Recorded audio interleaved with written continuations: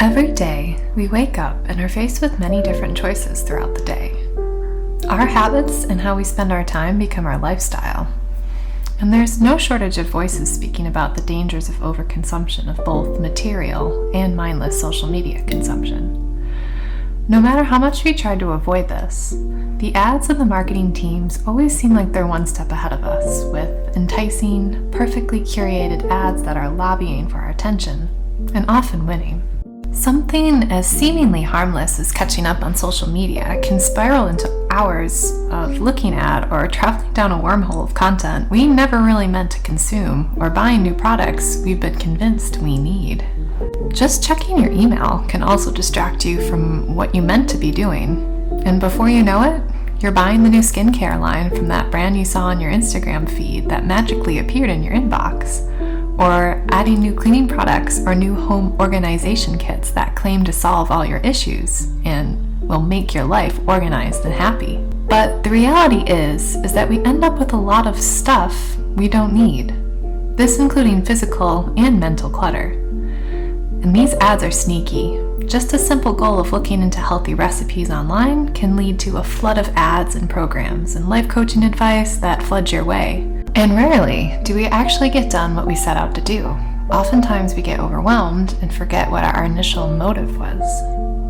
And then we just end up not doing anything. Now, this might be hard for you to hear, but the answer to stopping this cycle in your own life is actually quite simple. All you need to understand is why you're doing the behavior in the first place. Understand what your end goal is, and it will be easier to combat the constant bombardment of advertising. So the first tip that I have for you, again, very simple, it is to pause. So as you're going about your day, or you're kind of looking through Instagram or wherever you spend time, where you might have some advertisings coming towards you, is when you see a product that is basically based for you and something that you might want, ask yourself to pause and kind of delve into, where would this fit in your life? Do you really need it? And do you have something similar at home that you probably don't even realize you have? Because a lot of times we have so many duplicates of things, or we kind of get caught up in the advertising because it's really kind of targeted towards us, right? Our Instagram feeds have targeted ads based off of what you like to watch. So it can be very difficult, but ask yourself, do I have time to put into whatever this product or program is asking of me? Is it really going to help me achieve my goals that I want to achieve? And do I need this in my life? And more times than not, when you take that pause, basically what's happening is you're taking the time to think through whether you need that. And that is exactly what the advertisers don't want you to do.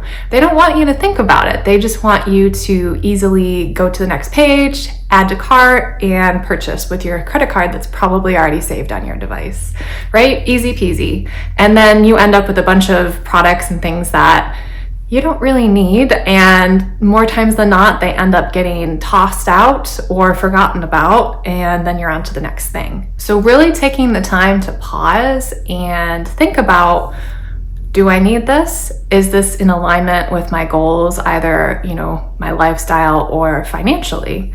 And if it's a no, then move on. And if it's something that you do want, maybe think about putting it on a wish list and revisiting it again in like a week or so. If you really, really want it, or if you really think you need it, then, at least you've given yourself that time to kind of really weigh the pros and cons. So the second tip that I have for you, we can actually use in tandem with the first tip. So, right, we're gonna first pause, and then we're gonna ask ourselves, why? So why are we participating in the behavior, but also why are we even in the space where we have these temptations to begin with, right? So why are you on the social media platform that you're on, or why are you on the online shop that you're kind of mindlessly scrolling through, or kind of looking for things that you don't really need? Why are you there to begin with? Are you bored? are you trying to avoid work that you should be doing? So really get curious as to what brought you there to begin with. And after we kind of realize that, we can kind of start to ask ourselves, is this really what I want to be doing with my time? And if it's not, then what can we do about that? So as we're kind of going through these emotions, I really would encourage you to remain open and curious and be kind to yourself, right? Like, we all do this. It's very hard to not get distracted. It's hard to stay off social media completely because for so many of us, it is a way of contact, and so many of us run our businesses on it. So it's hard to avoid completely, especially when you're just online in general. I mean, there's so many things that are kind of, shiny objects that are grasping for our attention. So we all do this, so don't feel bad in that sense. But what I really want you to do is to turn those emotions, if any of those negative emotions do come up, into your freedom of choice, right? So these advertisers are very good at what they do, but ultimately they need you to make that decision. And we're aware and we're conscious of our decisions and kind of where that's going to lead us, then we're able to really understand, like, this is for me, this is going to help, versus this is a distraction and I don't really need this in my life. And once you do that, basically you take the power back from the advertisers, and you take that power back for your freedom of choice, and that is very powerful. And the third trick that I have for you guys is actually to realize the abundance that you do have. Now, I know this day and age, abundance and gratitude are very kind of mainstream things, sort of cliche these days, but right, cliches exist for a reason. Having your basic needs met, right? Like having a warm, safe shelter, a place where you can get clean, that has running water, where you can get your basic hygiene needs met, and access to food and clean drinking water, right? These things are the basis of society and the reason that we're able to do so much more with our lives, because our basic needs are met. We don't have to worry about where our next meal is going to come from, or if we're going to be able to find clean drinking water, or if we're going to be able to get clean, right? Those are all things that I know we all take for granted, and something that myself try to remind myself of daily.